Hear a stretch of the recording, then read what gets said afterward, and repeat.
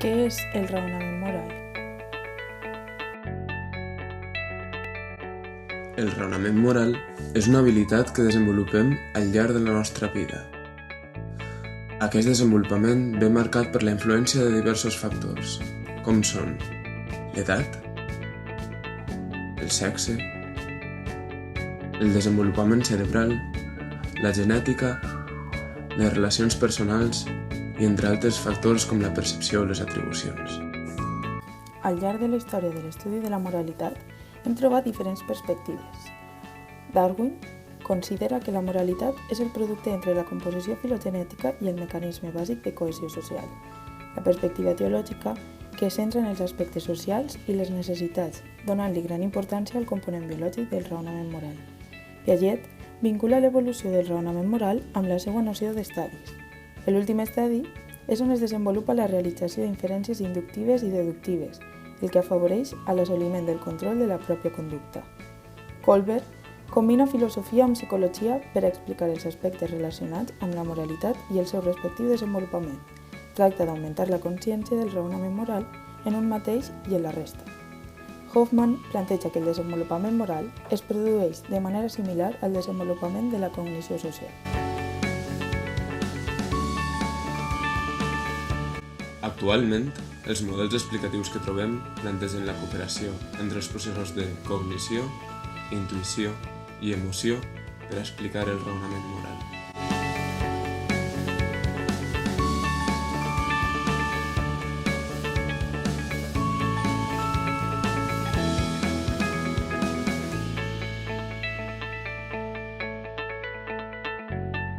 Bases neurològiques del raonament moral.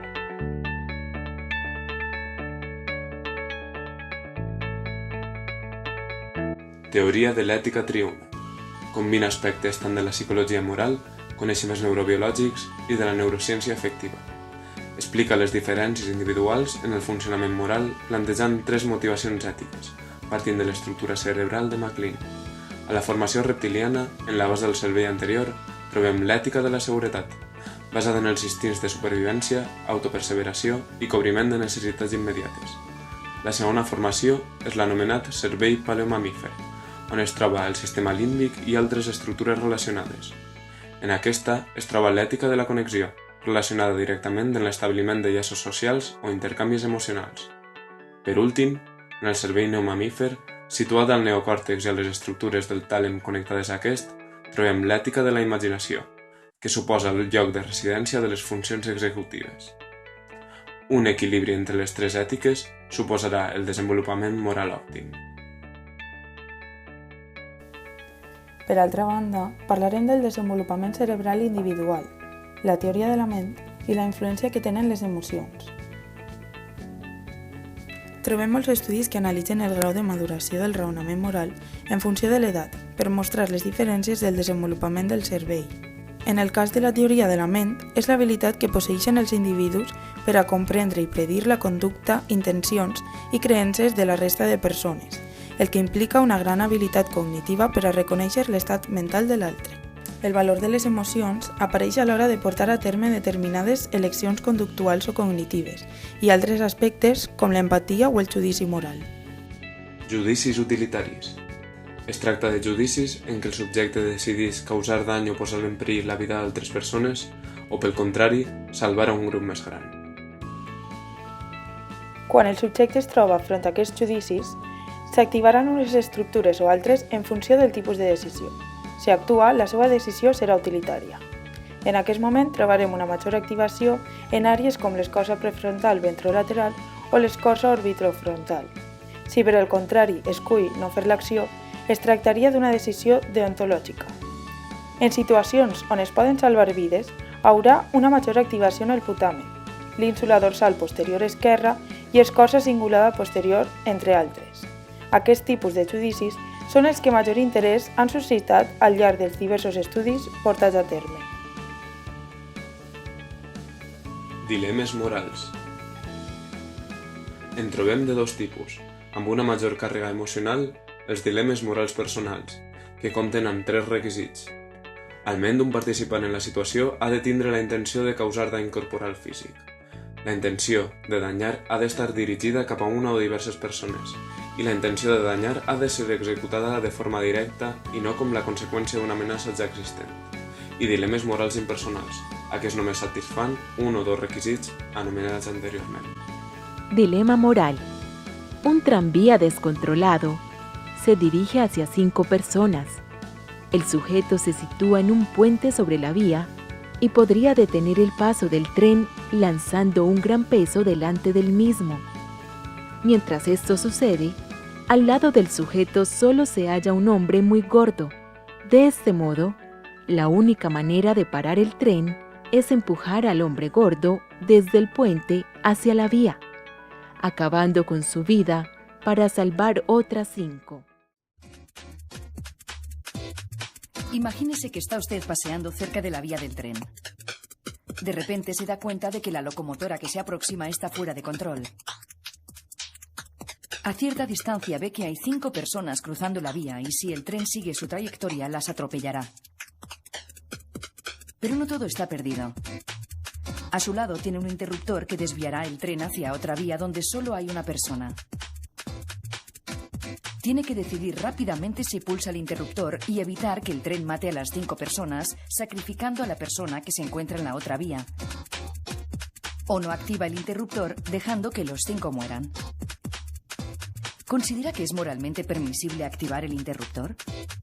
Morirá una persona, pero salvarà a 5. Com hem vist, el dilema personal suposa l'actuació directa de la persona, produint danys a uns per al salvar la vida d'altres. En canvi, en els impersonals, ho fa mitjançant alguna ferramenta, però no directament. És per aquesta raó que s'activen diferents zones en funció del tipus de dilema, activant-se en el primer cas el gir medial frontal, el posterior cingulat i el gir angular en els 2 hemisferis, àrees relacionades principalment amb el processament d'emocions. En el cas de les impersonals, s'activen de manera significativa el gir medial frontal, dret i el lòbul parietal en els 2 hemisferis, estructures relacionades amb la memòria de treball. Com a síntesi, parlarem de les estructures principals implicades en el raonament moral relacionades amb la teoria de l'ètica triuna. Trobem com a estructura bàsica de l'ètica de la imaginació l'escorça prefrontal. Reacciona a senyals socials i està associada a l'activitat emocional, el control cognitiu, planificació, supervisió i inhibició d'impulsos egoistes. Després, hi ha estructures involucrades en aquesta i en l'ètica de la connexió, com l'escorça cingulada, relacionada amb la mediació del conflicte atenent al component emocional i racional, i el lòbul parietal, important en la deliberació i el desenvolupament de la teoria de la ment. En l'ètica de la connexió trobem els lòbuls temporals per a les emocions moral motivades i la teoria de la ment, i per altra banda, el lòbul insular per a la percepció dels significats socials. Pel que fa a l'ètica de la supervivència, trobem l'amígdala per al significat social de les expressions facials i la producció de respostes adequades. Altres autors fan una diferenciació diferent a la qual denominen xarxa moral. En aquesta se situen els possibles circuits del cervell moral amb l'escorça prefrontal ventromedial, la qual representa el primer centre integrador amb totes les connexions de les àrees corticals, límbica, hipotalàmica i del tronc cerebral. Quina rellevància tenen aquests estudis en la psicologia? El principal interès d'aquesta revisió l'observem en els àmbits d'aplicació al camp de la psicologia.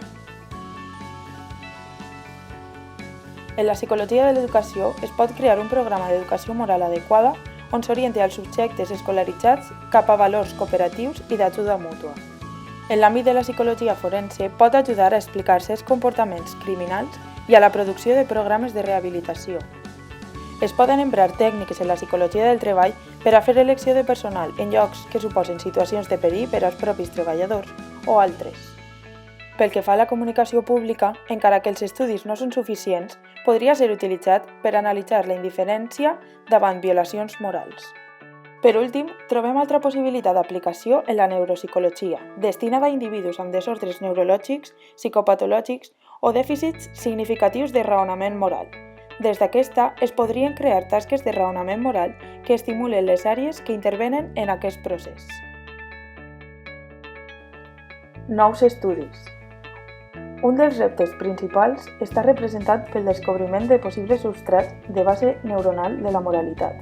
D'ací que siguen tants els estudis al voltant d'aquest fet i de les aplicacions pràctiques dels mateixos. També s'ha donat el cas de la utilització d'aquesta en la regulació de la conducta amb tasques de neurofeedback, on el subjecte és capaç de regular-se amb ajuda d'un terapeuta, gràcies al coneixement de les zones que es veuen afectades. Apareix la importància de les neurones bon economo, cèl·lules fusiformes que són abundants en l'escorça insular i cingulada anterior. En les primeres etapes de la demència frontotemporal hi ha una pèrdua específica d'aquestes neurones relacionada amb canvis d'empatia, consciència social i altres dominis de cognició social. Estan involucrades en processos de control i aprenentatge del comportament social. Fins a quin punt som lliures?